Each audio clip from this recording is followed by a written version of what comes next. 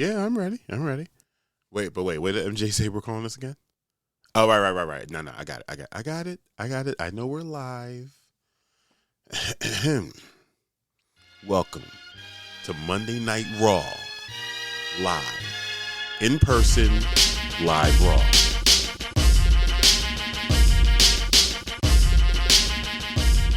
Welcome back to News of My Fiance. Raw, live, in person, live Raw with myself, DJ Ambush, and normally Morgan Jones. Reporting live from the 5-alarm fire that is indeed Portland, Oregon. Thank you so much for joining us. We really appreciate your support. Be a part of the Text Chat fam squad. Join the conversation in the chat. We are currently up on YouTube, Facebook, both being Morgan's Facebooks, and Twitch. So hop on in there. Shout out to our studio sponsors, L&J Industries, for providing this extra dope and, might I say, very cool space today. Jess is nodding in agreement. On a 90-something degree day. I mean, we don't got the East Coast humidity, but 90 degrees is still 90 degrees. So thank you, L&J Industries, for creating this beautiful space for us. Of course, our production team, Kyle of Residual Audio, Jess, in person, Ross and Michelle, remote. Thank you for our quality controllers. That's what they do behind the scenes, killing it, making sure the show is happening every single Monday. And of course, shout out to you for watching, listening, and staying engaged. Now, before we get started, fiancés, make sure you like, subscribe, comment, ring that bell so the algorithm notices us. Become a member over at patreon.com/newsofmyfiance to support our ever-expanding show. We just want to be able to pay our bills and, spend some more quality time with you. So, yeah, this is a little different, right? Solo. What's happening? Do not panic. The fiance situation is still a situation. It's still real. We're still here. We're still together, But sometimes recovery is a thing. We had back-to-back weekends. We didn't have a show last Monday. We had a couple of engagements throughout the whole weekend. And then last weekend, this most recent weekend, we had My People's Market. And there were also some events, I believe Thursday and Friday I was involved in. So there was just a lot, on top of just things we need to be handling on the family side of things. So there was a lot. So MJ needed to take a breather. I do believe she may be in the chat at some point today on YouTube. But yeah, holding it down, me and Jess, we're doing it. And of course I have you. I got you guys. You're here. I got all the chat windows open. You know how we do, the engagement all through the evening. But self-care is important. So what we want to try to do is, when possible, there's going to be times that I'm going to be down. MJ might have to be down here with Lily or doing it solo. We know she can handle it. There have been plenty of times we've had technical difficulties where I pop off the screen and me and Jess are scrambling and MJ's just going. So, I aim to be only as good as that. So tonight, a couple of things we're going to be talking about. The Musk-Linked DOGE staffers had access to sensitive government data, raising alarms. You guys knew that, but now we're finding out exactly how high level data they have access to and what's being done about it. And if you've been following the mayoral race in New York, shout out to Zohran Mamdani, an amazing progressive candidate. I believe he identifies as a socialist Democrat, which is just, give it to me. But Fox News has been attacking him. No surprise there. And they're trying to get him deported. So, there's that. Also, you probably don't know, most of you, any of you that are outside of the city and maybe just haven't come across Kevin Dahlgren on social media. Someone I'm friends with on Facebook shared one of his videos today, and I got a little bit of commentary on that. It's just the misinformation and disinformation is just crazy. The grifts are all over the place. So we'll be talking about that a little bit later. But on some warm up, I want to delve back into the self-care. So again, we had My People's Market this weekend. There was also Good in the Hood this weekend. And My People's Market, shout out to Travelport and Prosper Portland and YGB Portland for putting that together. YGB Portland specifically, the homie Rashonda, she does an amazing job curating the acts throughout the entire weekend and has been doing this for years, ever since we've been hosting My People's Market. And this year they had an addition of some dancers performing throughout the day as the DJs were spinning, just to keep the energy high and, keep people engaged and stuff. Amazing dancers. Some of them I actually got a chance to see at an event at the IFCC on Saturday night, I believe it was. There was an event called Lovers and Friends, put on by Cat Mercado. Really dope event. And Cat has a couple more events coming up. So definitely, check out Lovers and Friends. Check out Cat Mercado on Instagram. But during one of our hosting interludes, the dancers, in preparation for it, the dancer said, when you get up there, tell people it's okay to dance with us. Tell them it's okay to get involved, get up, and participate. The music is for people to dance to. So I'm on the mic, me and MJ, we're doing that. And I said, don't feel intimidated. These are professional dancers. I'm only good from the waist up. My knees don't do what knees are supposed to do anymore. And then someone yelled, you got to stretch. And their friends is my kryptonite. I am currently dealing with I don't know what I did to my back. I think I rolled my ankle. I'm currently dealing with a couple different things right now. And I have been going to the gym regularly 3 days a week, Monday, Wednesday, and Friday. Shout out to Matt Dishman. But ask me if I stretch. Jess asked me if I stretch. I do not. I do not stretch. Is it because I don't know I'm supposed to? Of course I know I'm supposed to stretch. But it feels like an extra thing to do on top of working out. Isn't it enough that I'm working out? Now I have to do a pre-workout, which is a stretch. But here we are now. And I got some lower back situations going on. Like I said, I rolled my ankle. But it was funny. No C's, I didn't dance.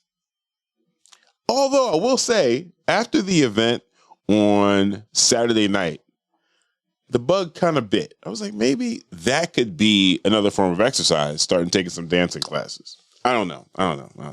There was a performer, I wish I could remember their name. They did a house music set, and it was just incredible.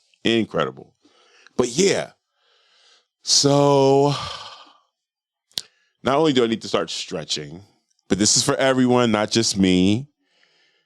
There's a lot going on in the world, emotionally, psychologically, and of course, physically. We're putting our bodies through a lot. And because we do not know how much longer we're going to have the grade of healthcare that we have, if you have access to healthcare, please go. Please do it now. Make the appointment. I'm the first one to say, I need to go. I just don't have time. What you don't have time for is an injury, because that changes your game plan all the way around. Whatever you thought you had to do, you can't even do it. We were walking to My People's Market the second day, so Sunday, coming across from the parking lot into the main area. And I'm limping, like I'm adjusting. Actually, it was day one because Morgan was with me. And I said, you know what? This back pain keeps moving around. And I just keep adjusting to it. What if it's actually something serious? And I'm like, because I can still walk and I can still, get things done. I'm just adjusting. But what if it's actually something serious? I have coverage. Go do something about it. So that's my PSA for self-care. I know, especially us men, we've been taught to walk everything off. Just don't worry about it. It'll go away on its own. Sure. Not always the case. And often little things are indicators of larger issues. So I forgot to take my what's that stuff called? The new thing that everyone's doing. Magnesium? No, CMOS. Even newer. So I'm on that CMOS now. There was a booth. Shout out to the homie DJ ATM. There was a booth there at My People's Market, and she had CMOS tablets. You take 2 a day. And I started yesterday, and I forgot to take mine this morning. So I'm not off. So not off to a good start. However, I'm going to put it in my medicine, my daily pill thing, so that way I won't forget. But yeah, and here's the thing. It's not just because I'm on CMOS now, I don't need to go to the doctor. I still need to go to the doctor. It's not a Band-Aid. It's not a fix for everything. But I've heard one of the things about CMOS, and I'm hoping to reap the benefits once I get that in my system more regularly. Yeah. But yes, it's important that we do take these moments to just clock out sometimes. So I'm glad MJ's able to do that. Next week she'll do the show solo as Payback. And she's not in the chat to debate me about it. So there's that on that. But yes, please, guys, please. I encourage you. Please take care of yourself. Let's see who we got over here. Someone popped up. Shout out to C's. Wallace Scales. Shout out. Who else do we got over here on the Facebook side of things? All right. Michelle in the chat. Morgan gets migraines because otherwise she would be too powerful for the earth to handle. You know what? I'm not going to debate that on camera. It'll be documented. She'll call me on it. It'll lead to an argument. So, boom. Oh, there it is. MJ's there. Only Ams. Oh, I like that, Jess. Shoot me live on Only Ams. I love it. Because of what it references, does the content need to be salacious? I don't know. I feel like I don't know. I love it. I do love Only Ams. I'm going to get Alex working on the logo. All right. Okay. Only Ams it is. Cool. But overall, My People's Market was amazing. It was absolutely amazing. It was at Moda, an outside area right there in front of the Coliseum. Very well organized. We were under the shaded area. That's where the stage was. Shout out to our sound person, Fox. They killed it the entire weekend. Dolo, absolutely amazing. Ton of new vendors, or at least vendors we hadn't seen before. Maybe there are at some previous markets, but yeah, a ton of new vendors. Shout out to JV Wings. I get a very large platter from them every single time and shout them out because the wings and the steak are amazing. And Jess, I know you do not eat any of those things, but if you were to at some point, like, another dimension in which you eat meat, and I don't know why you would in another dimension, but find the JV Wings. On day one, I'm finding. This is what I'm talking about. So good. Trying to think what else I have. And it was the same weekend as Good in the Hood. So there was some really good cross promotion between the two events. Good in the Hood was up there by Harriet Tubman. I can't remember the name of that park right there. Lillis Albina Park. Yes. And it was popping. So I saw some stuff on the My People's Market account where they were promoting and showing like a walking tour of how to get from one event to the next. And it was great. It was a good weekend. A little hot again yesterday. So traffic was a little bit lower on day 2 of the market. But man, we made out. Bought some t-shirts. Not like I need more t-shirts. I definitely do not need more t-shirts. But I'm never going to turn down a great design. So bought some t-shirts. Definitely ate really well. Got some desserts from Nana's. Got some slushies and stuff. It was just, if you haven't been to a My People's Market, I don't know how, because we've been talking about it for years, and it's a big enough event. Maybe there's something conflicting with your vacation schedule. I don't know. Try to make the next one. And the next one will be the winter market. And I think it's going to be at the convention center. That's what they've been having in winter markets lately. But it's just a really, really good collection of a ton of local creators, entrepreneurs. And it's definitely not like going to a mall. Although we've had this conversation before where if they just took all those vendors and threw them in Lloyd Center, it would be very Portland and very awesome. But these are vendors providing you with items you don't normally see anywhere. You're not picking up the stuff from Walmart, and you shouldn't be picking up anything in Target whatsoever because we're still boycotting them. But it's just unique items, a really good place to do some gift shopping and just get some stuff for yourself to stun on other people because where else are they going to buy this stuff? So, yeah, I would encourage you to check out My People's Market. I didn't make it to Good in the Hood, of course, because we were working My People's Market. But when we drove by to drop someone off, it was wild in a good way, in a really, really good way. And they go a little bit later at night. My People's Market is done at 6, whereas Good in the Hood, I think, ended at 9 o'clock. So they have some later performances. But it's the summertime here in Portland, 9 o'clock. It's still daytime. So, yeah. Which has me thinking, I'm DJing 4th of July in Lake Oswego doing the night show.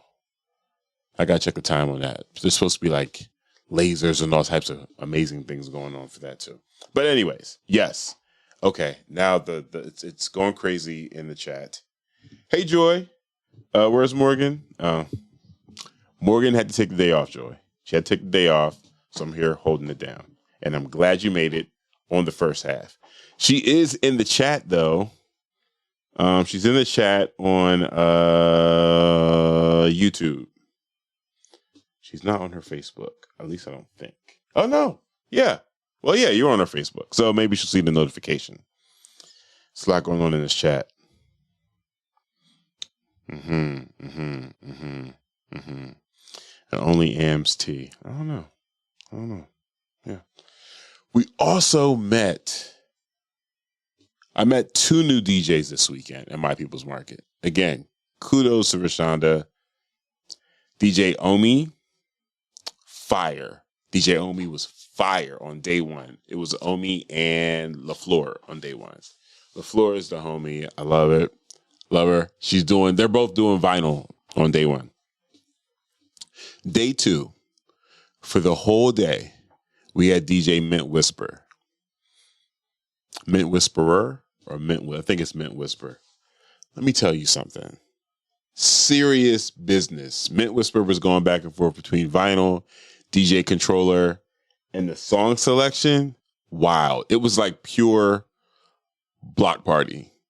Pure black block party. It was absolutely amazing. Totally killed it. I told them, I said, I'm definitely trying to book you. I got to get you booked on something. It's wild. Just so good. So good. Joy Morgan says she's not getting her Facebook notifications. But here she is on YouTube saying, tell Joy I said, hey, woo on Facebook. And this is how social media works. I'm playing, what's that called? Telephone. That's what I'm doing. I'm playing telephone. But yeah, it was incredible. So my homie DJ ATM, he was working a booth on the Hot Sauce booth on Saturday. And then on Sunday, he came through with his seat, Maceo. We were just kicking it for a little bit. So I'm asking them, what's the rest of your day looking like? And they're talking about, probably going to go home, do this, do that, check out the new, he references the new Iron Man series. I was like, oh, Ironheart? Yeah. And somehow we started talking Disney and Star Wars stuff. And then he was like, yo, there's this Star Wars store in Lloyd Center called Docking Bay 4. Jess, do you know anything about this? Okay, so this is how he sold it to me. This is what he tells me. He said, you can go in there, you can make lightsabers, you can make your own Mandalorian helmets. They got little sections in there for the kids to, play in hyperspace. I'm like, what are you talking about? We're not at Disney. I'm not trying to hear. What do you mean this is happening in Lloyd Center? Where? And he's like, it's downstairs on the Ross side. So I found myself there today on accident. I swear I was not going to Docking Bay 4. It was not my intent. I was hitting the bank, which is across the street from Lloyd, but I was actually going to Lloyd to record a response video to the Kevin Dahlgren thing. That's what I was actually going there for. And I was like, oh, there's a bank here. You know, I can hit this bank real quick. Whilst at the Mr. Telephone AM, that's good. Whilst at the same time, it occurred to me, hey, it's a Star Wars store here. Let me go check it out. I figured I could get something to eat, but Stupid Burger was closed. So there's this corridor in Lloyd Center that is just right up my alley. You got Floating World Comics, you got GameStop, and Brick Delicious. That's it. Boom, boom, boom, right next to each other. Good to go. I didn't go over there because one, I didn't have time. I had to prepare for today's show. And two, money slides out of your pocket in Floating World Comics. And in Brick Delicious. It just dissipates. I didn't have time for that. But I went downstairs and let me just take a peek and see if I could find this Star Wars store. I had no intentions on hunting it down. I wasn't like, if I find it, no, quick gander, cool. If not, yeah, I'll come back another time. I step off of the escalator and it's immediately to my right. It's like it was waiting for me. And I see two people in the opening of the store, and they got full-size lightsabers. Now, in today's world, the demand for lightsabers has changed. It's not like, toys you grew up with and you're smacking them and they crack and you get another one. The lightsabers that people are manufacturing today and that you can buy, these are for sparring. These are meant for you to be going at it and not some of that LARPing in the park type stuff. None of this stuff's like soft padded. No, these things are cracking together. And that's what I saw when I got in there. This store is crazy. Shout out to Izzy, one of the owners that I met today. Yes, Joy, you should definitely take your mom. She's a big Star Wars nerd. As soon as you go in, my God, just give me camera. As soon as you go in, there are helmets to the left of you. I believe there's a droid right there. It might be C-3PO right there. And then it opens up to the right, and there's nothing but lightsaber hilts. Handles, for anyone that don't know. The handles to the lightsabers. They're all over the place. You can customize and make your own.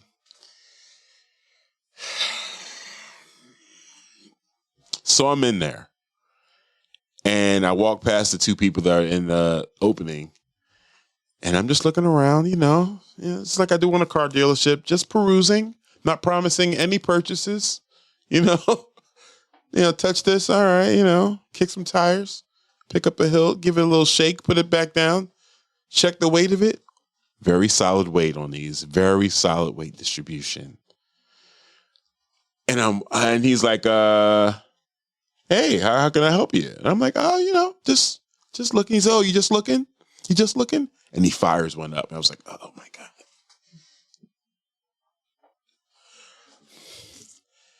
Caesar, how much?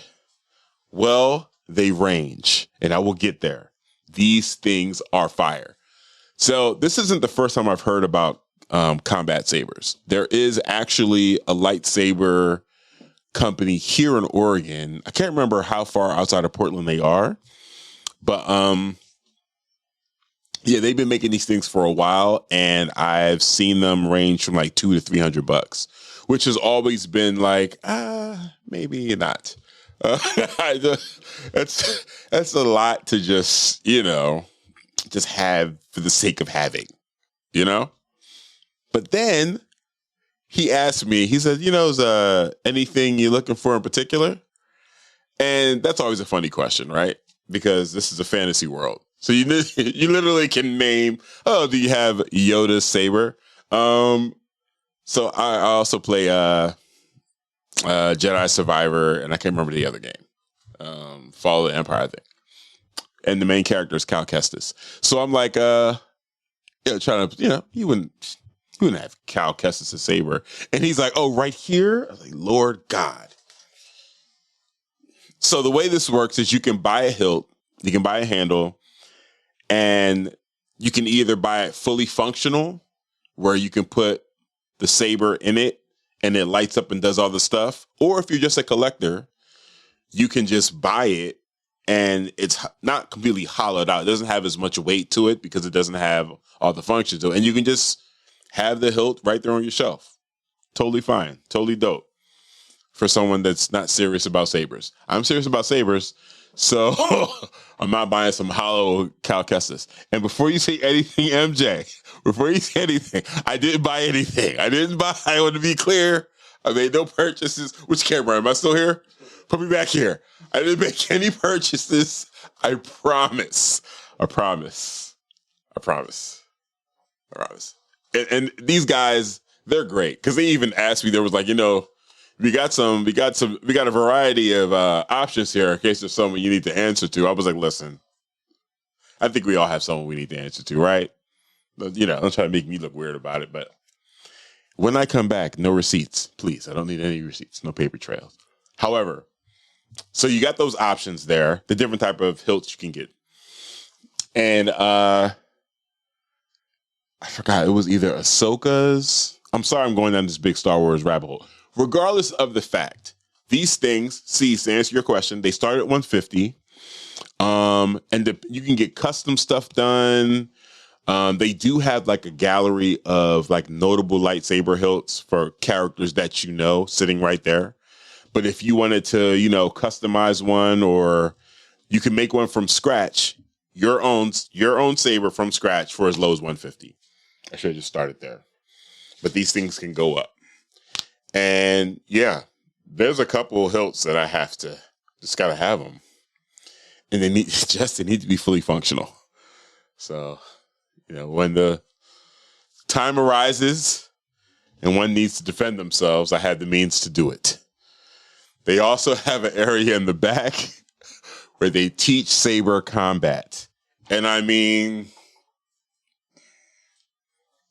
happy birthday, Ambush. Yeah, it's not till September, but you know what's happening. It's going down. In any event, I want to thank DJ ATM for putting me onto the store. They're absolutely amazing. I would definitely recommend checking out Docking Bay 4 in Lloyd Center. Incredible, again. And they want to do expansions too, because right now they're teaching classes, like I said, lightsaber combat. And it's not just saber. I think it's also other combat. But it's like $25 a class to drop in, 8 students per class. So it's not, you're not all jam packed in there, but it is dope. Like, it's absolutely amazing. Absolutely amazing. So thanks to DJ ATM for that. And yeah. Ooh, yeah. Lightsaber layaway. This is a good point, Jess. It's a good point. As long as I can walk out of the store same day. Yeah, I'm going to need that. But yeah, but also you need a place to store all that stuff. You need, baby, you want to be able to display it properly. Anyways, so. That's exactly what I was about to say. Almost like you need 2 inlaid wooden shelves. We're a place to put lightsabers. All right. Okay. All right. Problem solved. We're doing a fundraiser.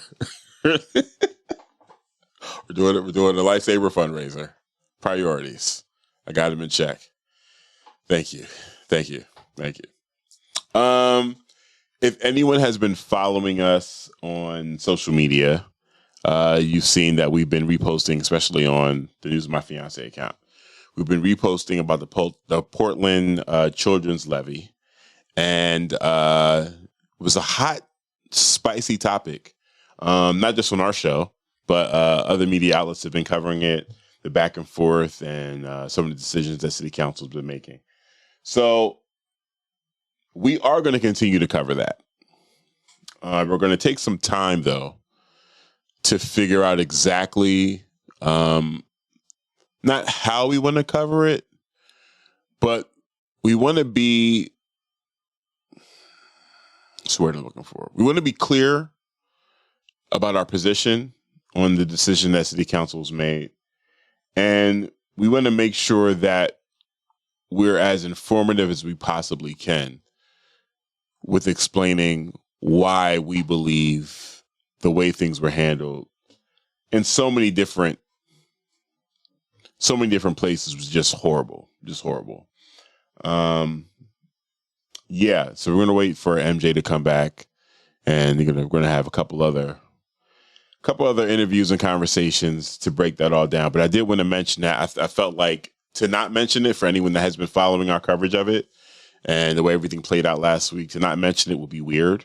So I just wanted to, make sure we did talk about that. Yeah. All right. Let's see. Anything else I missed in the chat? No.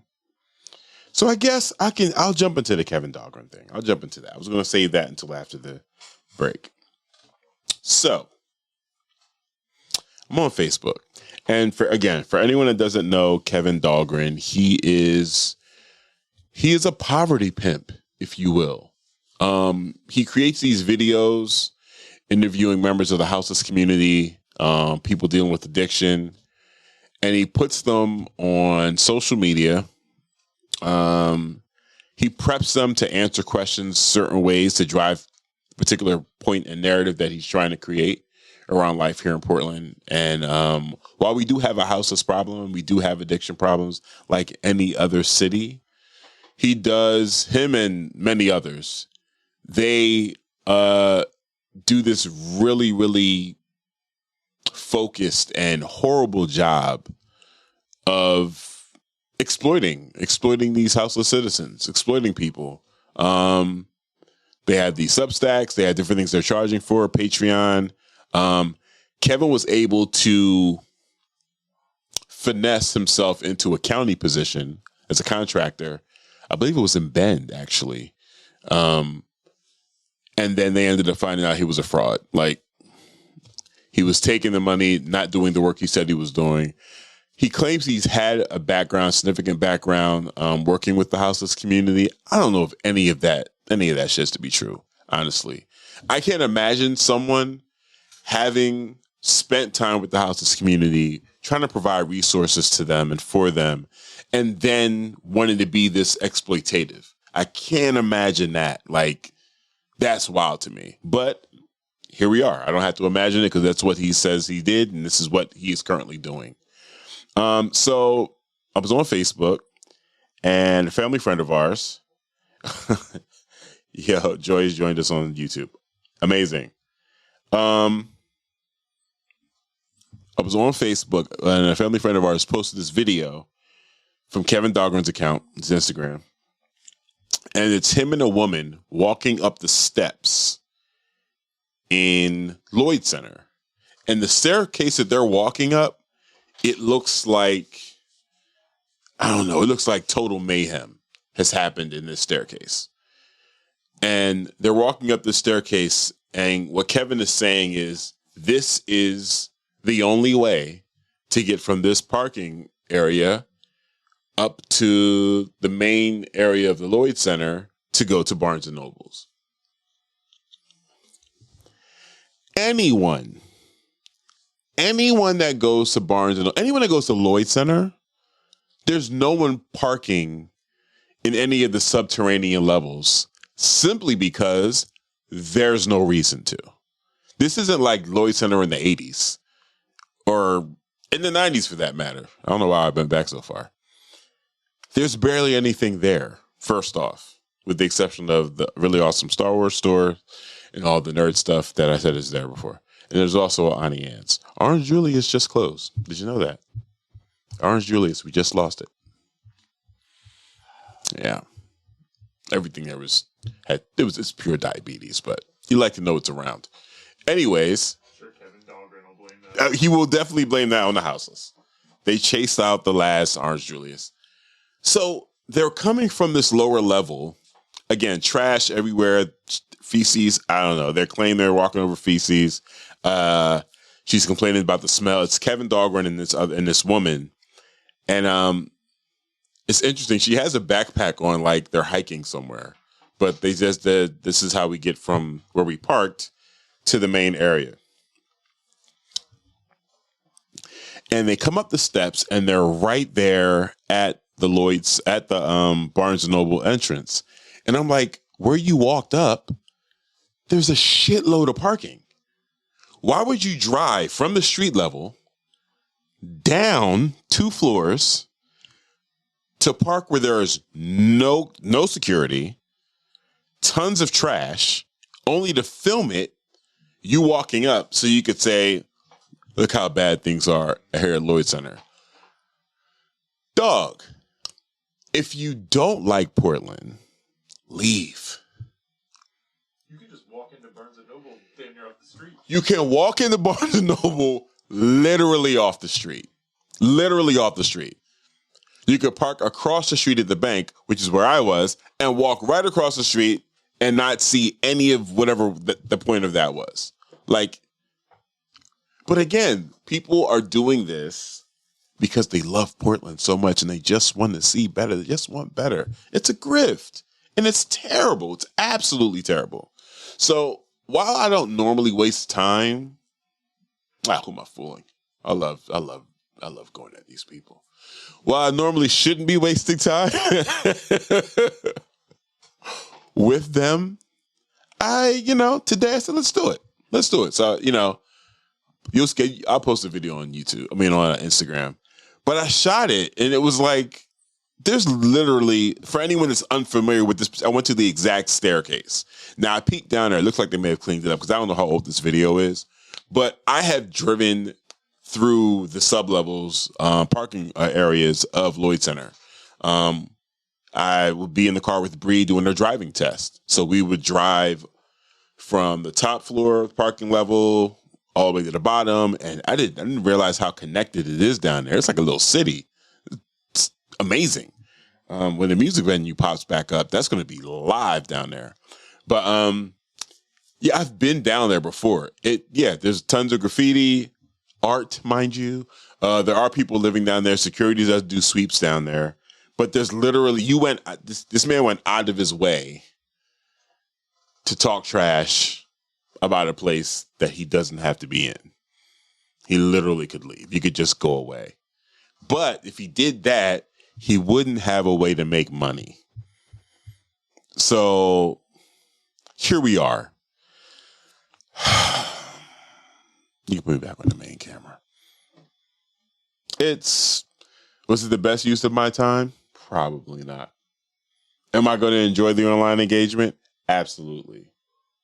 Did it give me an excuse to go into the Star Wars store? Yes, it did.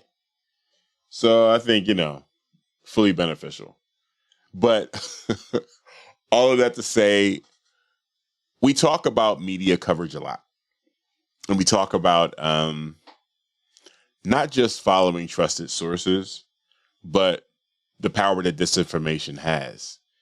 And as we're dealing with some of the things that, just happened with city council, as we're dealing with some of the things that are happening at the national level, it's really, really important to scrutinize where we're getting our information from. It is nothing. It is absolutely nothing for us to be resharing and reposting things that completely are untrue.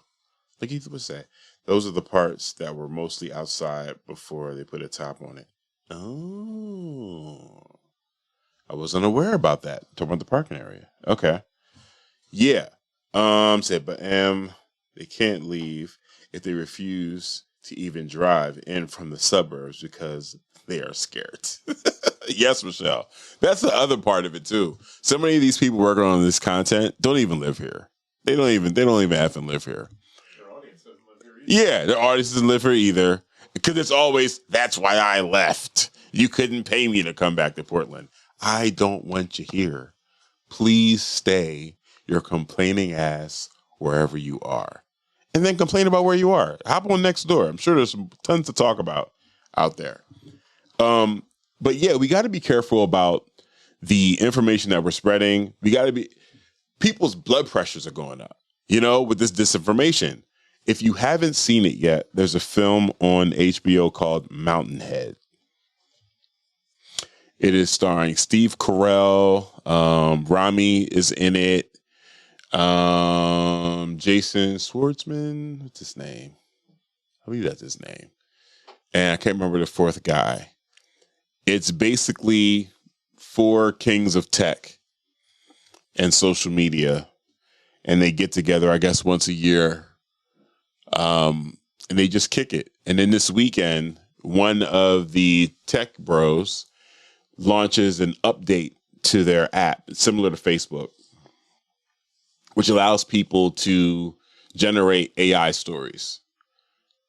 Really, really good, high quality AI stories. So now you have people creating fake news, but actual fake news stories and fake reports and military movements and things like that, and fake protests and fake bombings, and governments and law enforcement are reacting and responding to what they're seeing. And it leads to just all out chaos. And it happens so quickly that it's unrealistic, but very realistic at the same time. And I can't imagine that we're too far from that right now, honestly. A lot of the things that we are responding to aren't real. They just simply aren't. And when I say that, I'm talking about some of the people that we're talking to, that we're going back and forth with on social media. They're bots. They're either bots, they're people with fake accounts. They just aren't real. We're wasting time getting riled up and having conversations with people that aren't having genuine arguments with us. They're being intellectually dishonest in whatever cases when they are even being intellectual. So going back to the main theme of the opening with the self-care, we got to chill out. And here I am talking about self-care while I'm getting riled up by Dahlgren, Kevin Dahlgren and his BS. But yeah. I just want to, caution you guys against that. Definitely look out for my little snide video I'll probably post tomorrow in response to reaction to that. I want to make sure I tag him in the original video. If it's easy for me to take the shot and to disprove someone's BS, I'm on it. Best believe I'm on it. Shout out to the chat, though. Y'all are in here active. I really, really appreciate that. Y'all are definitely making the show a little bit easier for me in here, Dolo. Let's see if there was anything else in the warm-up before we go into break. I might take break a little bit early. I'm not sure. Not quite sure. Okay, no, I think that's it. Self-care. My People's Market, Docking Bay, Portland Children's Levy. Nah, it's all in there. It's all good. Jess said he's been swearing off of the Willamette Week comment section for the same reason. So we used to have a rule, right? Which was, don't go into the comments. I don't know why we threw that rule away. I've come full circle. I'm back to it. For a while, I wanted to argue with them. I debate, and I wanted to... Because some of the things in the comment section were just like, before the bots were popping up as much as they were, it was like, but you can't be serious, right? You can't really believe what you're saying. Also, some of the shit you're saying should exclude you from the conversation, period. To your earlier point, or to Michelle's earlier point, if they're not even living here, why do you have all these opinions on downtown Portland when you don't live here? You don't work downtown. You don't shop downtown. You literally say it. That's why I'm never down there. So what are we talking about? What are we even talking about? But yeah, the comment section has gotten even crazier now. It's gotten even crazier now with the bots in there.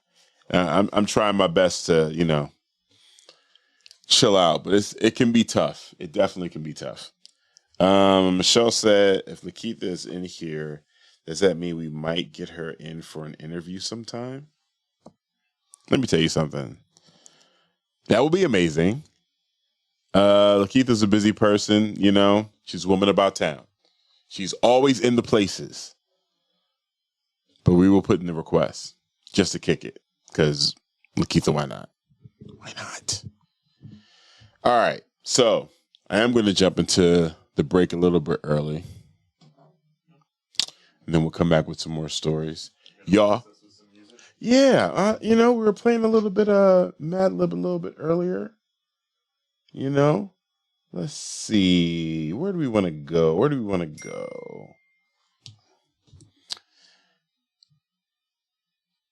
I'm not taking requests, so don't even try it. Sorry, I'm not doing it. Oh, you know what? I could play that new Slick Rick album. That's what we'll do. New Slick Rick? Yes, Jess. 2025? Yes, Jess. There is a new Slick Rick album, and it is flames. It is amazing. So that's what I'm starting with. Yeah, boom. This is what y'all get. Bam. Morgan came with a request. What did we just say? Is it coming through? Sweet. All right. We will see you guys in 13 minutes.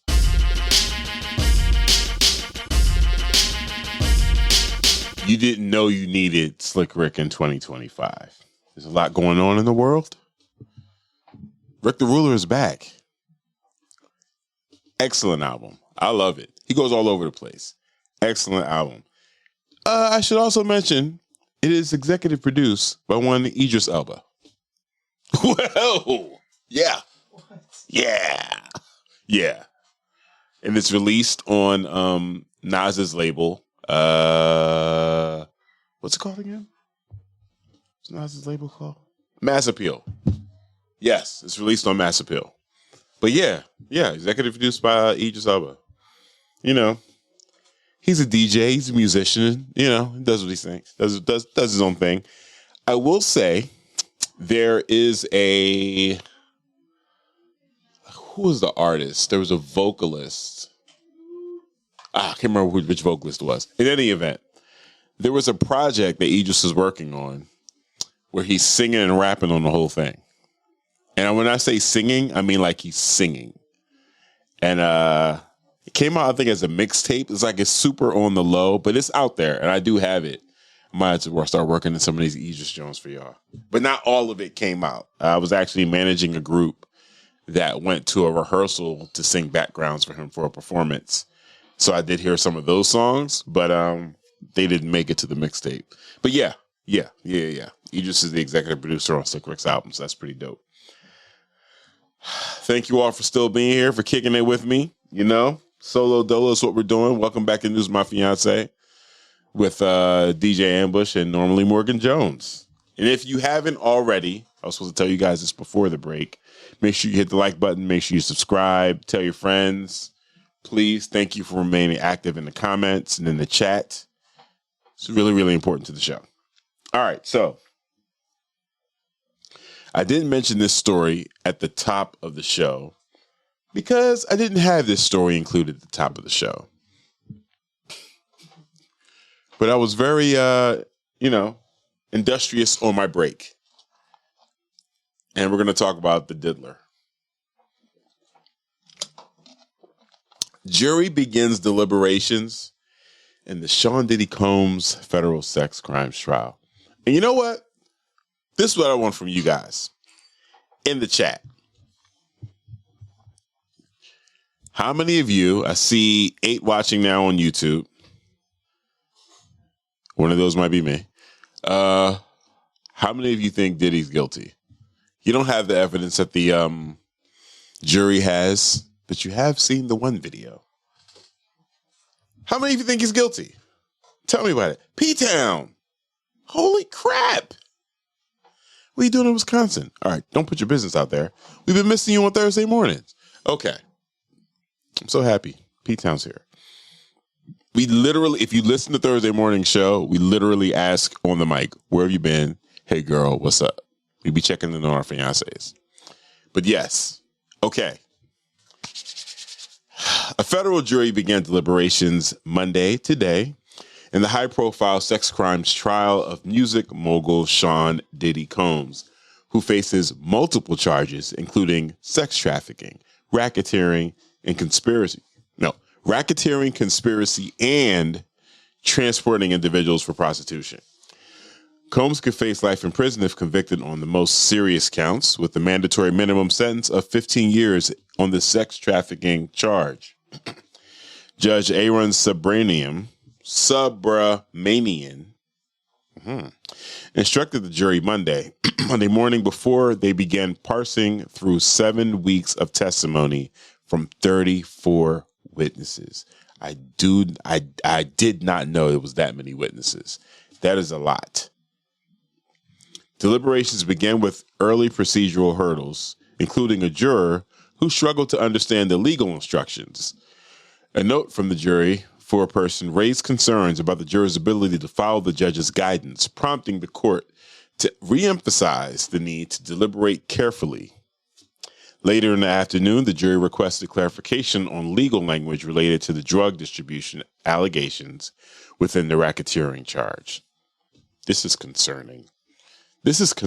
Jess. The jury has too many questions already. Anyway, Combs has pleaded not guilty to all charges. The prosecution argued in closing statements that Combs operated a criminal enterprise built around sex trafficking and drug-fueled encounters, dubbed the freak-offs. Key testimony came from former partners, including singer Cassie Ventura, who described years of coercion. Prosecutors claimed Combs' empire operated like a kingdom, enabling and funding illegal activities. And Jess, I don't know if you know this, but just recently, one of Diddy's sons has a lawsuit filed against them for the exact same thing. Yes. What if this person this Jane Doe suing his son, saying that he promised to help her out in the music business, pay for a flight for her to come out to wherever they were. And then she was assaulted by several people, including his father. Family freak-offs? Family freak-offs indeed. And then they put her on a flight back to wherever. Yeah. The defense, which called no witnesses, relied heavily on text messages to argue that sexual activity was consensual. I'ma say this. Did that say 34 witnesses? 34 witnesses. The defense called no witnesses. The prosecution had 34 witnesses. The defense called no witnesses. If this man gets off on text messages, I want to say throw the whole justice system away, but we knew that already. But I can't. Okay. The defense, which called no witnesses, relied heavily on text messages to argue that the sexual activity was consensual. Attorneys for Combs accused the government of criminalizing his lifestyle and painted the case as overreach driven by his notoriety. Despite that strategy, legal analysts say the financial implications for Combs are nearly as dire as the potential prison sentence. If convicted of racketeering, Combs could lose an estimated $400 million under a forfeiture action included in the indictment. Federal law allows the government to seize assets used to support criminal enterprises, which could strip Combs of the wealth and property tied to his business empire. He loses it all, said criminal attorney Sarah Azari. Compounding his legal troubles, Combs is also facing a civil lawsuit filed last week by a man alleging he was drugged and raped at a party in 2021. The suit filed in Los Angeles Superior Court accuses Combs of sexual assault, battery, and gender violence. While a verdict in the federal trial could come within days, the legal fallout for Combs appears to be far from over. And the chat is popping. Shout out to Big C's. Shout out to Big C's on the East Coast. He said he's guilty of something. And it's true. He's certainly guilty of something. Oh my God. Diddy did it. Yes. So we got it. Yes. Jess believes he did it. Let's see who else. Anyone else saying they believe Diddy did it? Huh? Yes, Morgan, you are correct. Father and son in the same lawsuit. The whole defense is victim blaming. Yes. Cease in reference to him losing all of his money. That's okay. If he's indicted, doesn't need money where he's going. And it's true. It's very, very true. There was a little bit of concern for me as I started seeing things on social media last week as we just finished talking about disinformation in the first half. But I started seeing things on social media last week and started seeing some things over the weekend and this morning as well that made it seem like the Fed's case isn't as strong as I would have liked it to be. And that there's a chance that Diddy might walk, which sounds wild. The idea is just, especially after seeing the Cassie video. For me, a lot of this is like slam dunk. If the feds get this wrong, and they've done it before, we've seen it happen with R. Kelly the first time around. If the feds get this wrong, the swelling of support for Sean Combs is going to be nauseating. It's going to be nasty. Very, very nasty. I'm not going to be able to take it. If they get it right, well, you know, hey, it is what it is. There's still going to be free Diddy t-shirts and everything else happening, you know. I don't know. Sean John's going to I don't know. I am curious to see what happens with all of his businesses, though. And again, this all falls right in line with when he returned publishing to so many artists on Bad Boy, and they had to sign clauses. They had to sign contracts stating that they couldn't sue him, and they definitely named his son. His son could not be sued either in any future, situations in order for them to receive their publishing. So, I mean, here's the thing. C said, is the video part of the case? Yes, I do believe they were able to show the video. The Cassie assault video was part of this case, part of the evidence the jury was able to review. And I mean, I'm sure they've seen it before they went in. And I know you're given instructions as to what you can and cannot consider as you're trying to determine a ruling. But just the way he's been conducting business, period. Craig Mack died in a cult, broke. Black Rob died in the hospital, broke. Like, the way he's done his artists, we've never should have been cool with Diddy. There should be no association with him whatsoever. He's a terrible person. This right here, stacking that on top, crazy. I hope that, I don't have much faith in the justice system. It's just, at this point, it's like rolling the dice and, I don't know, hoping you get the outcome you're looking for in select situations. I do hope Diddy is out of here. I hope they put him away. Yeah, again, I am a baby abolitionist. I'm very young in my journey. I need him out of here. I need him wherever. For the full-fledged abolitionists that have the concept of where he should be, send him to where you think he should go. But regardless, he should not get away with this. He can't. It sets a precedence. It really does. It continues to set the precedence that victims don't matter when it comes to these types of crimes, and that powerful men and wealthy men, millionaires, billionaires, this is just how they get to play with people's lives, and it's totally fine. Totally fine. No accountability. So, I can't do it. I can't do it. The chat's popping. Yeah. Nasty work. So they're deliberating. It's day one. This could take weeks. It really could. It could take weeks. I guess in a perfect world, we'd have a result this week, which would be great. I just want it to be the right one. And when we're dealing with this particular criminal justice system, or any criminal justice system that exists today, what is the right answer? I don't know.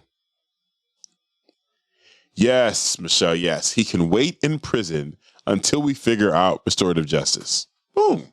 Look at that. Solved. Problem solved. Solutions all over the place. Oh my God. I'm just glad we don't have any pro Diddy people in the comments, because that's awesome.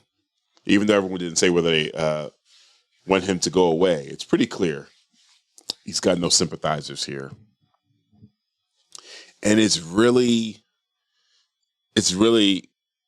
bad to see the people that are caping for him right now. And these are the same ones that were caping for Tory Lanez and, you know, whoever the assaulter of the week is. Yeah, Morgan and I have been having this conversation like over the last couple of weeks, just how bad things are. Like, you know, you always feel like this isn't America. This isn't the America I know. This isn't the people. We're better than this. We're actually not. We're really not. Like, we're really not. This is exactly who we are. This is something happening in the DJ community online.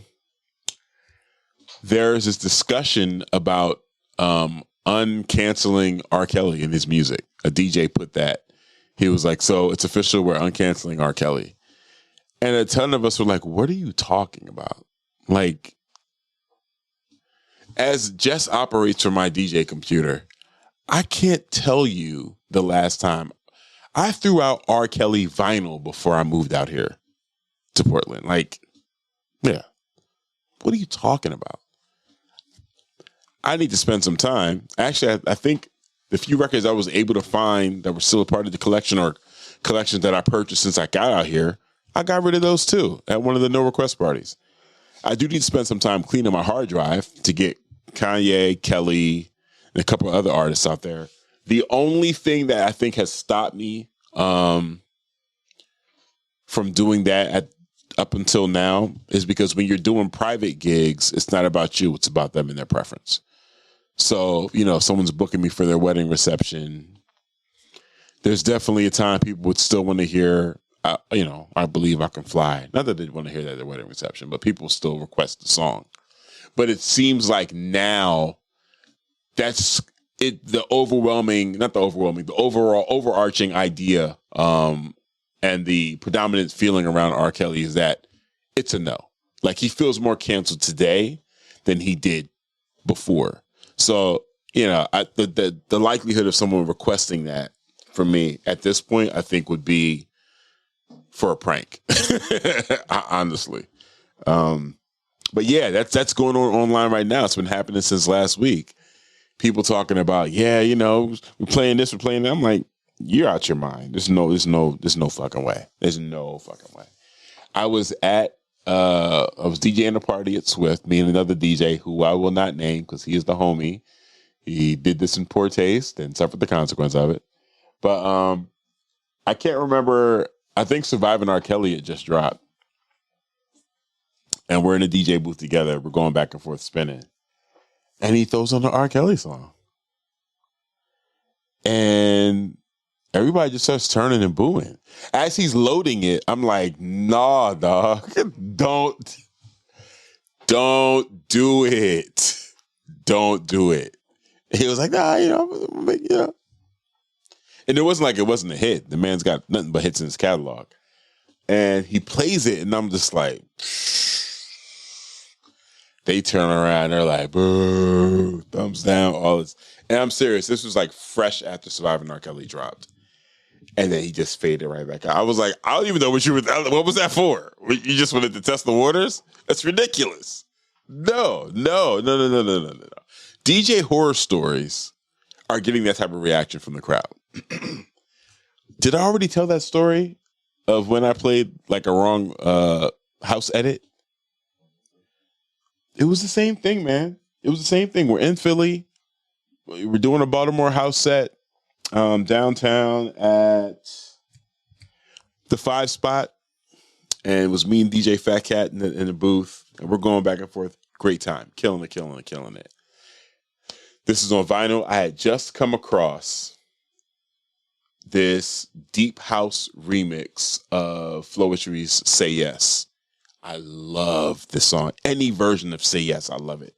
This deep house remix was crazy. But deep house is not indeed Baltimore club house music. There's a big difference. But BPM wise, you can make it work. So I'm doing the mix, transition right into it, and you watch the dance floor just clear.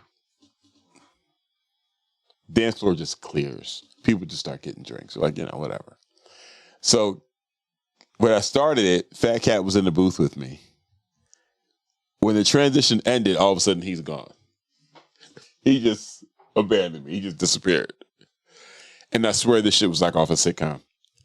As I'm looking for Fat Cat, I'm like, what the hell? And I look back, and there was this woman that was dancing in front of us for a while. She had her back to the booth just dancing. And I look back, and then she turns around. She stops dancing, right? She turns around, and she's like, what are you doing? Straight to me. Straight to the booth, like full hands and everything. What are you doing? And I was like, oh, shit. Bro. So quickly got another Baltimore house record and got on up out of there. Yeah, you want listen. I don't play no R. Kelly. Not playing no Kanye. Like, just leave me alone. I edited him out of the songs. Just leave me alone. Leave me alone. I'm not doing that shit. Nah. So you say you threw out the R. Kelly vinyl and them bums picked it out the trash. Quite possibly. Ooh. Not like go-go music, Joy. And mind you, shout out to DJ A Flat. We're going to be spinning some go-go music here. We definitely going to be doing some party spinning go-go music in Baltimore and Jersey House, Jersey Club, for sure. But yeah, all right, cool. So they're deliberating. Hopefully they do the right thing with Diddy, and he doesn't see the light of day. They keep him where he is. Yes. Now, we're going to jump into this New York mayoral race. And while we are a whole, however many thousands of miles away from New York, I'm from the East Coast. I'm heavily invested in what's happening over there because I got people in New York, got homies. Also, it being the city that it is to the United States, it's what happens in New York is pretty significant and can set a precedence in other places. We have been riding Eric Adams for quite some time. And were it not for Trump's interference, he might not be the mayor right now. The level of criminality that has been identified that he's been involved in, bribes, all types of stuff. I mean, it's pretty Trumpian, so it makes sense. But yeah, he's still around. And he actually, because he did not participate in the primary, he's going to run as an independent against Zohran Mamdani. Zohran defeated Cuomo. Was it last week? Andrew Cuomo, former governor of New York, disgraced governor of New York, who's now running for mayor. He defeated him. And Cuomo is saying he's going to run again in the race as an independent. I saw someone on the night that he won. They were like, what did they say? I'm Cuomophobic. I too am Cuomophobic. I love that phrase. I love it. Delicious. But so Zohran Mamdani is a Muslim man. He was born in Africa. I believe it's Uganda. His middle name is Kwame, I believe. He is I think he has a degree in African studies. I'm saying that all of this because he has a diverse background, and the way that he has been representing the left is very, very smart. The way he handles these interviews, he's navigating these landmines that they're trying to throw at him. Like, dude is nice. He's very, very nice. And they said he brought out a significant young vote for the primary. There was a lot of coalition building with other candidates as far as how they ranked, because ranked choice voting. And I believe there's ranked choice voting in the main election too. So there's a real chance. There's a real chance that New York can get the mayor that they deserve. But, you know, that wouldn't serve Trump too well. And it certainly wouldn't serve the backers of Fox News. So they had some things to say. The far-right campaign against New York City mayoral candidate Zohran Mamdani intensified as Fox News and its allies continue pushing the outlandish idea of deporting the Democratic frontrunner.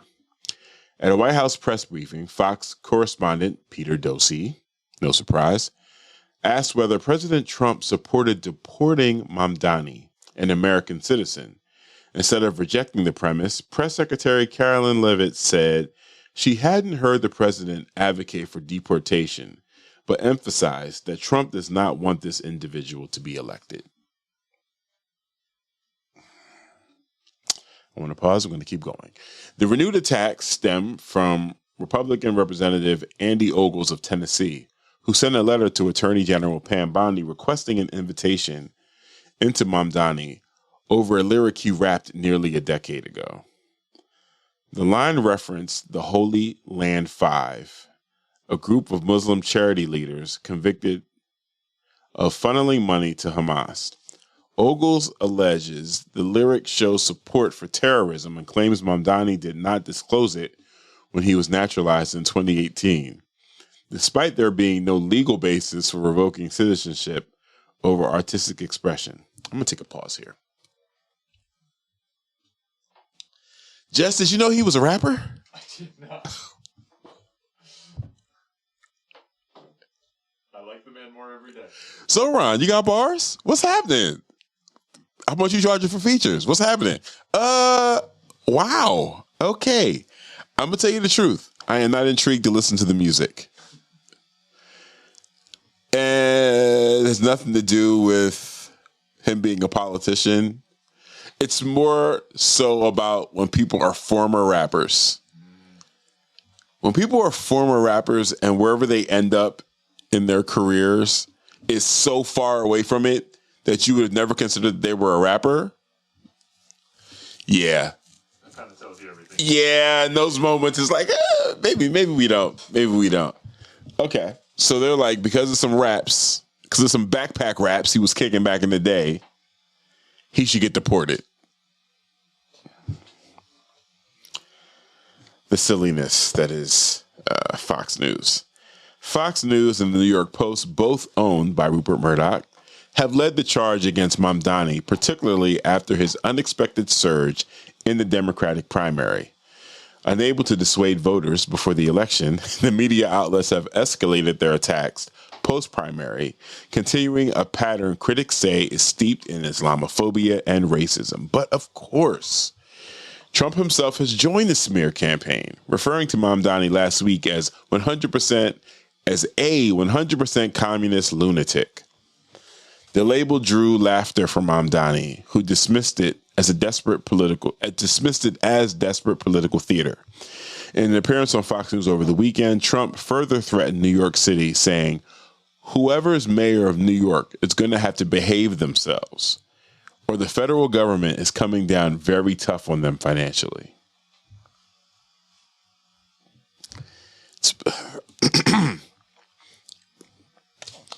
The implication of financial retribution has sparked backlash among Mamdani's supporters, many of whom see the attacks as a distraction from substantive issues.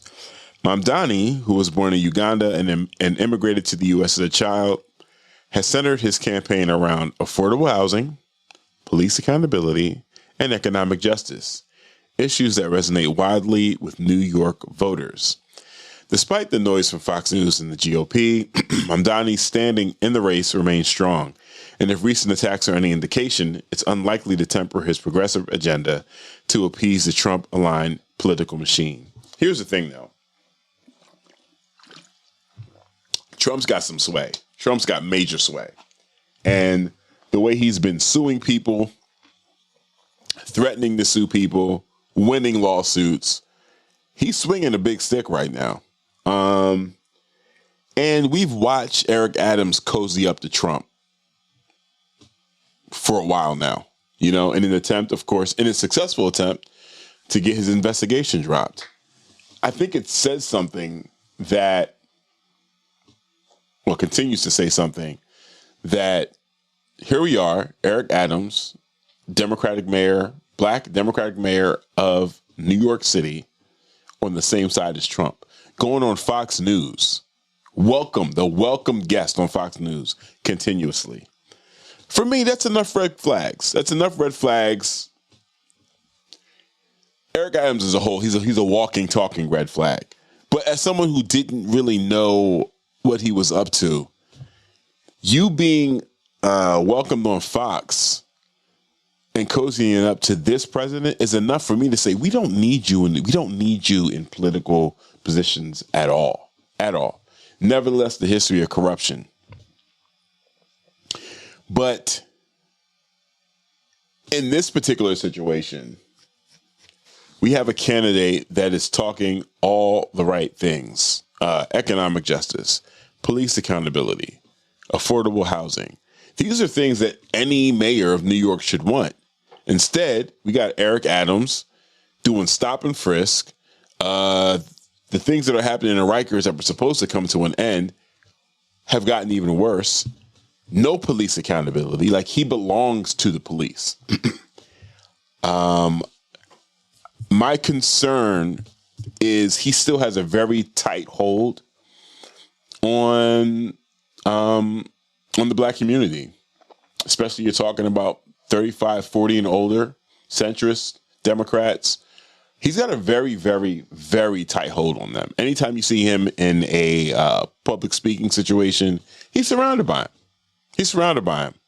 In addition to that, when you're talking about heavy hitters like Clyburn down in the South supporting Cuomo against Mamdani, like that, to me, that's trouble. That is trouble. What I am hoping for, though, is that the blatant Islamophobia and the way that the media is trying to get him to take a harder stance on Gaza and the Israeli conflict, I'm hoping that people can see through it and see that he's being targeted and see that they're bullying. And I hope that causes some pause. I really do. There was a new segment. I can't remember the woman's name. I believe it was an MSNBC segment where they were asking him about some phrase and saying, will you denounce this? Globalized Intifada. And the way she brought it to him like 3 times. And the way he handled it every single time, I was like, dude is nice. He might be doing some saber training. Maybe he's got that in his background. And if so, then I do want to hear the raps. But dude is nice. Not that I want to move back to the East Coast, move to New York, but I would love to see the city under his leadership. He's talking about free public transportation. What's happening, though, what I've seen from Eric Adams and other people that are in opposition to him is they're saying, he's just so young. He doesn't really know what he's talking about. All these things that he's promising can't happen. It's unrealistic. And I think I'm gonna take a phrase from my partner, and you need to sit with that. I want you to sit with that. If affordable housing, police accountability, and economic justice are unrealistic, dog. And you've been the mayor for how long, Eric Adams? You need to answer to that. You need to answer for that. Why are these things unrealistic? That's madness. That's absolute madness. Oh, man, what did Michelle say? Oh, yeah, Adams is on the take from Trump. Just a little, get out of your corruption charges, quid pro quo. It's nasty, man. It's nasty. Yes, I'm sure the Dems will come rushing to his defense. Right. Yes, absolutely. Like, I just hope it's apparent. I hope it's obvious for people to see this time around. Because Eric Adams winning in the first place, my reaction to that was just one of like full disbelief. My mouth hit the table. And I was on Twitter like, New York, what have you done? What are you doing? Why would you vote for someone who campaigned on bringing back stop and frisk? That should be a hard pass from the jump. We're not doing that at all. That disproportionately affects black and brown people in New York. It's proven to be significantly ineffective and actually problematic. So why would we do that? Why would you want that person to be your mayor? Similar thing happened to Philadelphia. Not too happy about that either. However, yeah, I hope he continues to, navigate these situations and these conversations in ways that can highlight and really expose the media for what they're doing. It's happening not just in on news shows. It's happening in print, websites, print media, the New York Times, the New Yorker, of course, the Post. They're all taking shots. And it just feels really weird to have so many publications and so many news outlets to be in opposition to really simple things like police accountability and affordable housing. How can you be in opposition to affordable housing? Wild. Absolutely wild. All right. I tell you this, doing this solo, thank God, your mouth gets really dry. Super dry. MJ, you are missed. Are you still in the chat? Oh my gosh. Yes, Eric Adams was a police officer in New York for 20 years. His loyalties are very apparent. It's ugly, though. It's ugly. Maybe he should have just ran as a cop, with the full uniform on, so people understood what they were getting. It's just ugly. I don't like it. I've never liked it. He was lying all through his campaign. We've talked about Eric. Y'all know. If for whatever reason you need a refresher on how bad he is, there is a really, really, really, there's two really good videos to watch, in which Olayemi Aloran goes at Eric Adams in a Breakfast Club interview, and then also she does her own video essay. Breaks it all the way down. All the way down. All right. Final story. Musk-linked DOGE staffers had access to sensitive government data, raising alarm. An explosive analysis by the Washington Post, no less, revealed Monday that staffers from the controversial Department of Government Efficiency, many with ties to billionaire Elon Musk, had access to sensitive data across 7 federal agencies. The disclosures are stirring concern among government watchdogs and Musk's competitors, who warned of potential misuse of confidential trade secrets and regulatory information. The report, authorized by Desmond Butler and colleagues, clarified that while there is no concrete evidence DOGE staffers exploited the data for Musk's benefit, the sheer scope of access they were granted has raised red flags. Records reportedly available to the DOGE team included non-public details about government contracts, regulatory plans, and confidential commercial data from industry competitors. More than 20 aides within DOGE previously worked for Musk or his companies, the report found. Some departed government service in recent months after Musk began publicly criticizing the Trump administration. Former Consumer Financial Protection Bureau technologist Erie Meyer emphasized the significance of the access, stating, Musk could never have gotten God-tier access to this kind of information as a private citizen. Yet, he did, as a private citizen. Industry insiders have also voiced concern. An executive from a rival aerospace firm told The Post, so much of the data that we submit to the government is completely sensitive. When we do that, we assume it's protected, and now it feels that we are vulnerable. The access, experts warn, could provide lasting advantages to Musk's companies.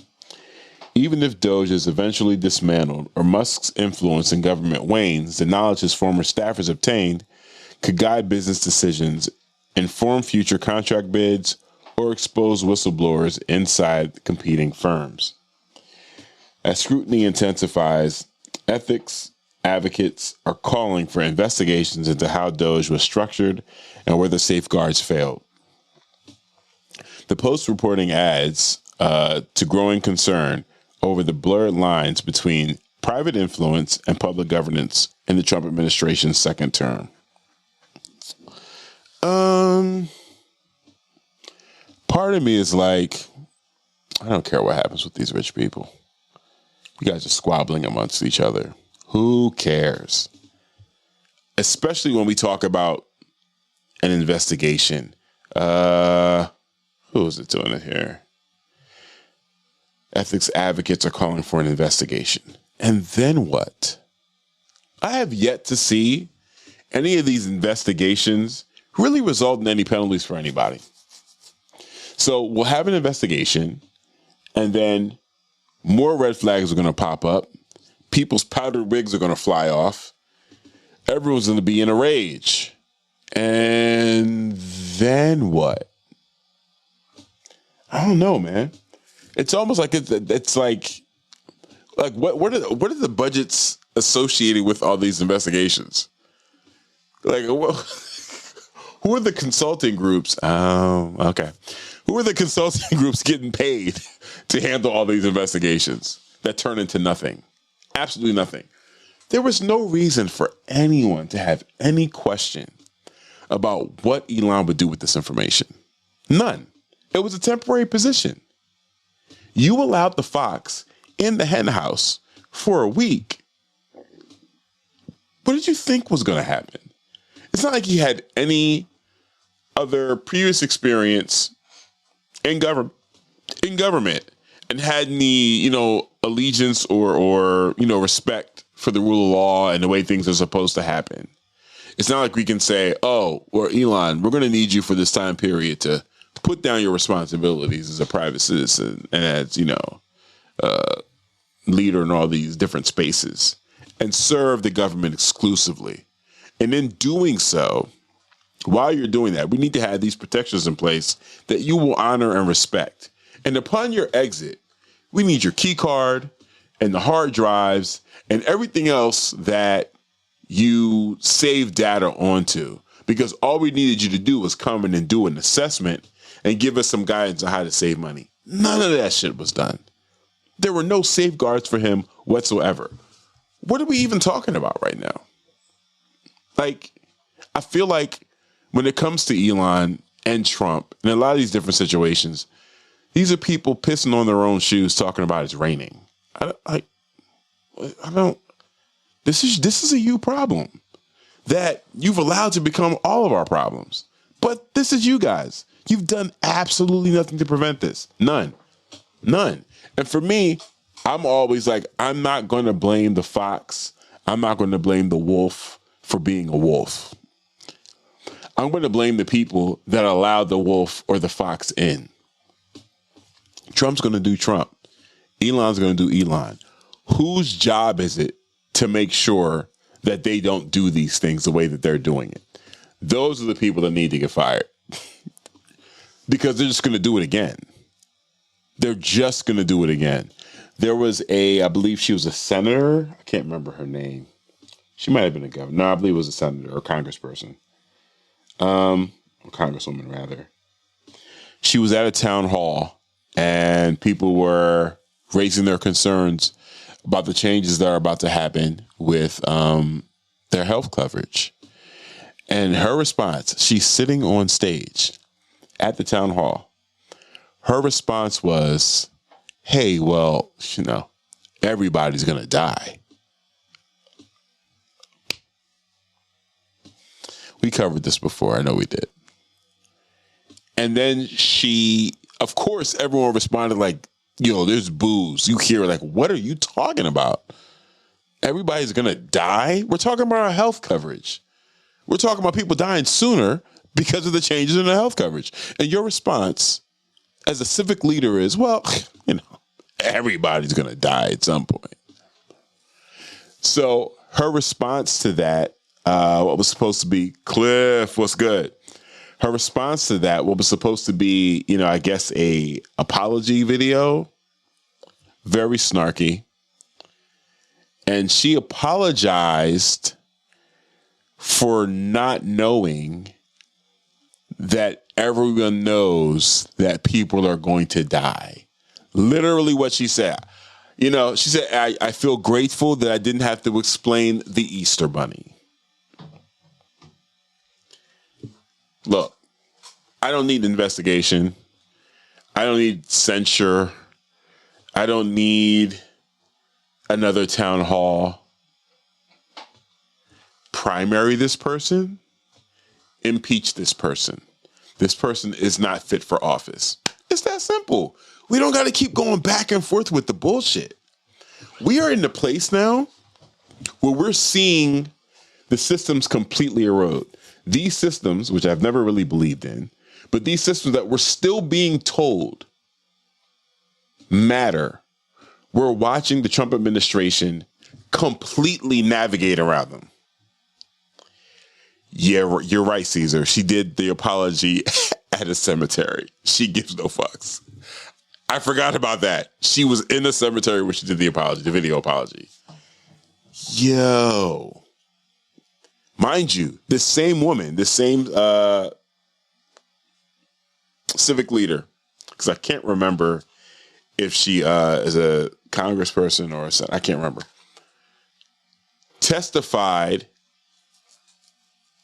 about the issues that small businesses face because of regulation and red tape and all the administrative things that they have to deal with that the government has in place. She's got all this compassion for small businesses. That's not really small businesses. But, her constituents can just die. Like, you got to get rid of these people. You got to end it. End the bullshit. Get them out. Just get them out. Again, primary them, impeach them if they're a judge or a sheriff. Just get them out. Get them out. It's got to matter. It has to matter. I had a conversation with a homie of mine. It was on Instagram in our DMs, or it might have been in Threads. Shout out to the homie Tim. And I forgot what the issue was exactly. But he responded with, well, constitutionally, that could never happen. And I said, if there's anything that's been consistent about Trump, it's him showing us how he will find a way to make it happen. The man's a manifester. He's a master of manifestation. He speaks into existence. We all laugh. Then he starts making moves on it. And then people are like, they continue like, that's not gonna work.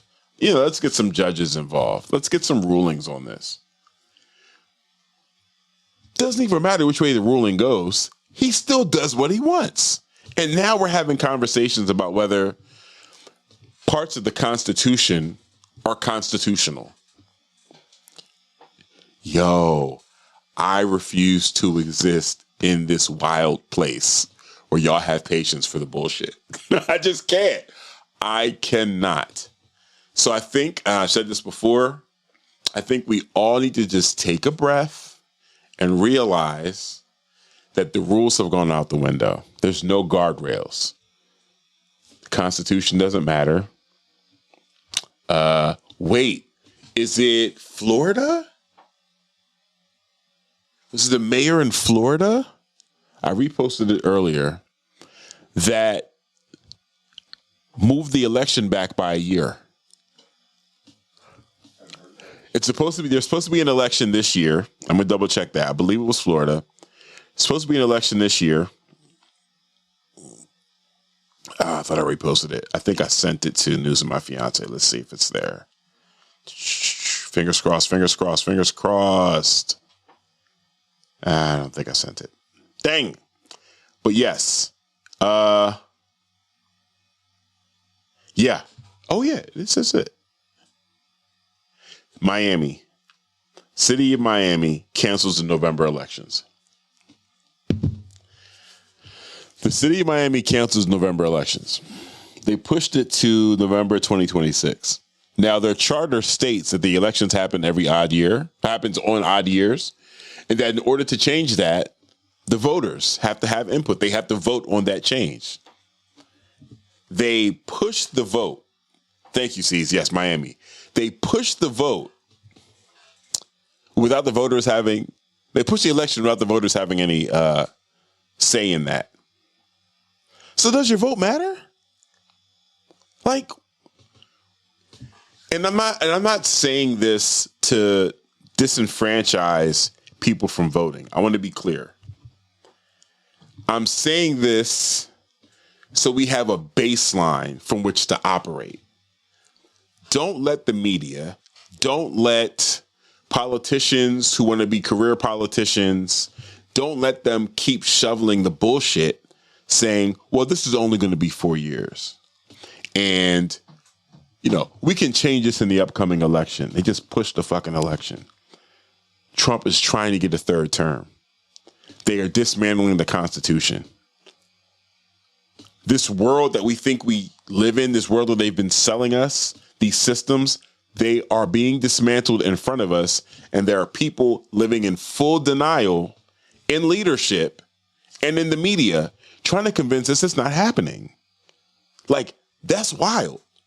So we have to get to a base understanding that, first off, this is indeed happening, right?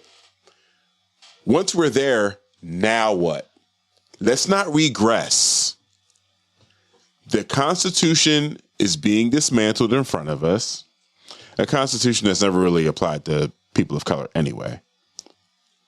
The rule of law is being completely ignored under this administration. So now what? What are we willing to do about it? And if all we're willing to do is just go along for the ride, then I just need to know that. And, you know, and measure my expectations. Like, straight up. But I don't want to get into all these, you know, these fake revolutionary conversations and rallying and I don't know, marching and picketing and all of that shit. If you think come the election, what are we talking about? 2028? If you think it's going to be business as usual. If you are certain without a shadow of a doubt that we'll be able to have an election in 2028, if you still feel that deep in your core, you know, maybe you and I just, you know, let's discuss Star Wars. Let's talk about something else. Yeah, let's talk about something else. Yeah. There's a new Tron film coming out, and I can't wait to see that. Let's talk about something else. I don't know. The new Slick Rick album. I don't know. I can't do the delusion. I can't, man. I can't.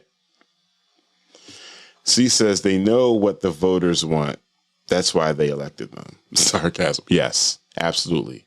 Michelle, also holding the Dems accountable for how they feed all this up and let it happen. Yeah, for real.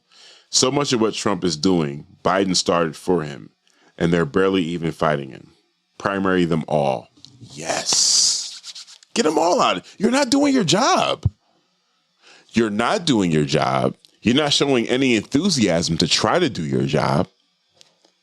If I see Cory Booker in front of a single camera again, like, these people have no answers. None. At least for the most part, I've seen Pelosi be quiet.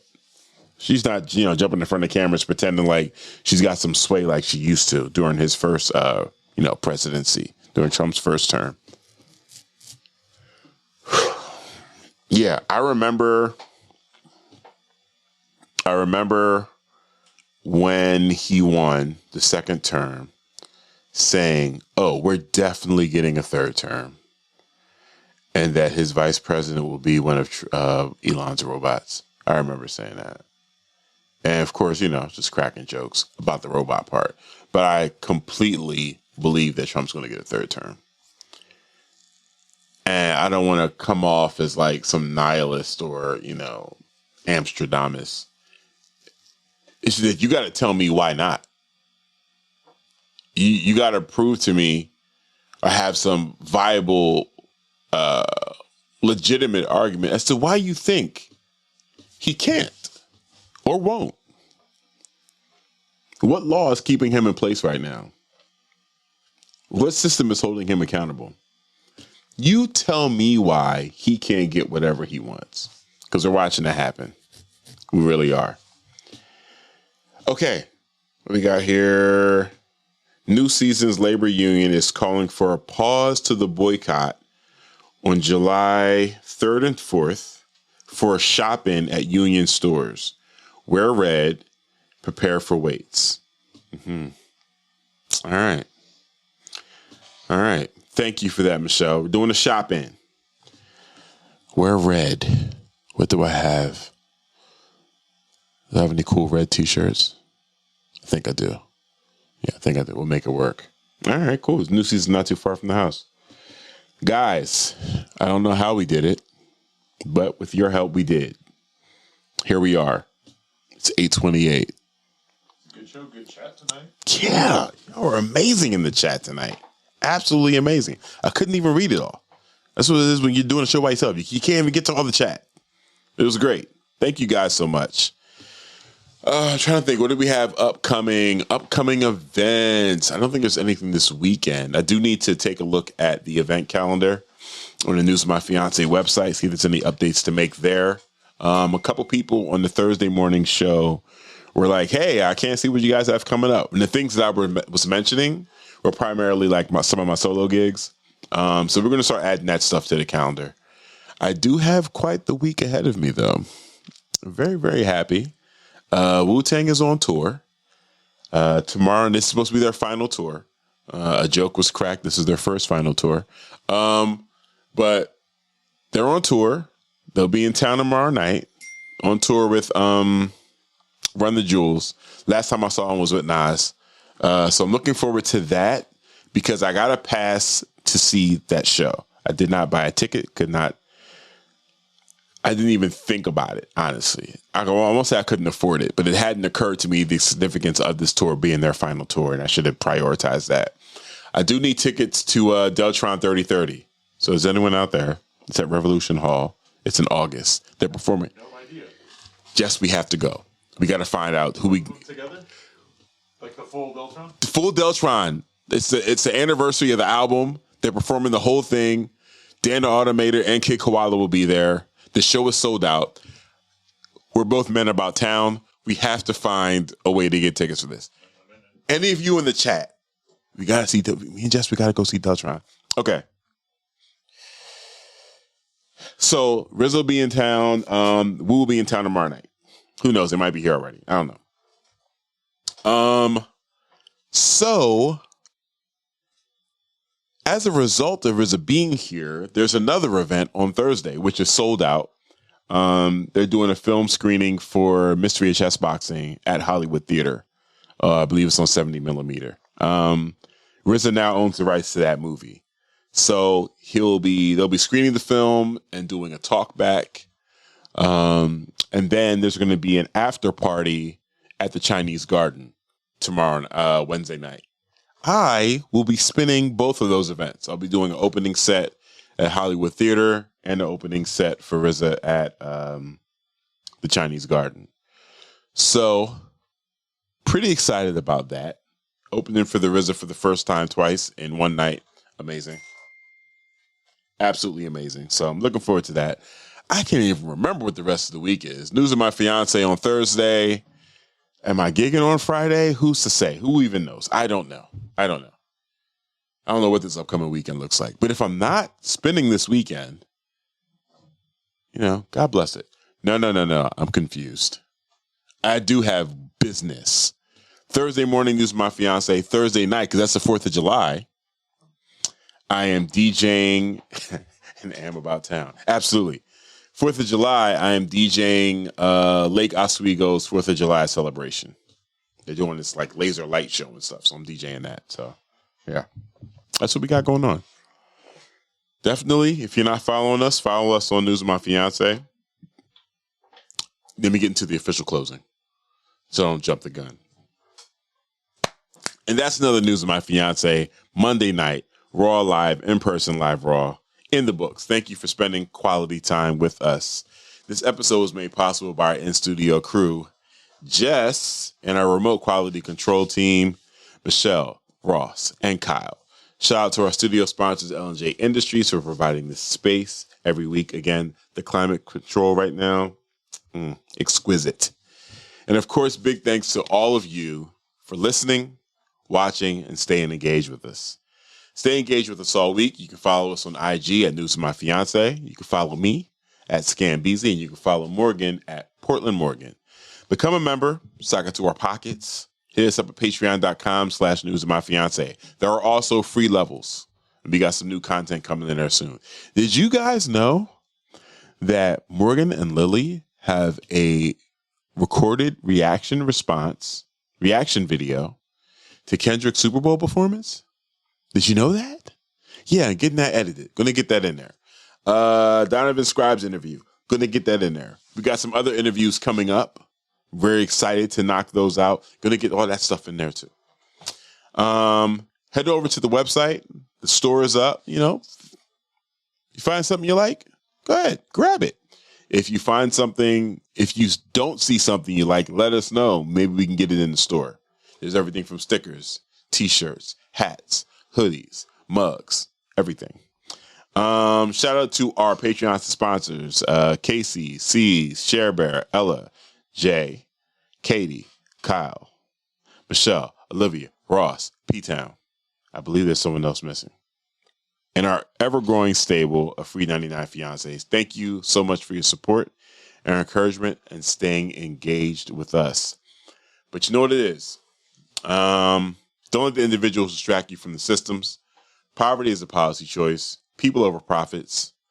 No war but class war. Go hard on systems and not people. We will see you Thursday morning on X-Ray FM, 7:30 a.m. to 9:06. And, right before Tom Hartman. All right. And, if any Lake Oswegoans, is that it? I'll see you Thursday night, 4th of July things. All right? Bet. And we out. Thanks for tuning in. And you can catch this show streaming live on YouTube every Monday night from 6:30 p.m. to 8:30 p.m. And our podcast episodes are available everywhere you listen to podcasts except Spotify.